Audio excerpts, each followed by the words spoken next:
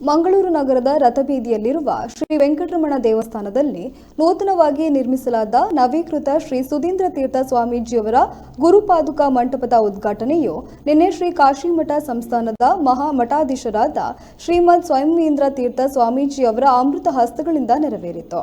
ಬಳಿಕ ಸಂಸ್ಥಾನದ ಕೀರ್ತಿಯನ್ನು ಉತ್ತುಂಗಕ್ಕೇರಿಸಿ ಜೊತೆಗೆ ಸಮಾಜವನ್ನು ಅಭಿವೃದ್ಧಿಯ ಪಥದಲ್ಲಿ ಮುನ್ನಡೆಸಿ ಶಿಷ್ಯ ವರ್ಗದ ಪಾಲಿಗೆ ಮಾತನಾಡುವ ದೇವರೆನಿಸಿದ ಶ್ರೀಮದ್ ಸುಧೀಂದ್ರ ತೀರ್ಥ ಸ್ವಾಮೀಜಿಯವರು ಗುರುಪಾದುಕೆಯನ್ನು ಶ್ರೀಗಳವರು ಪ್ರತಿಷ್ಠಾಪಿಸಿದರು.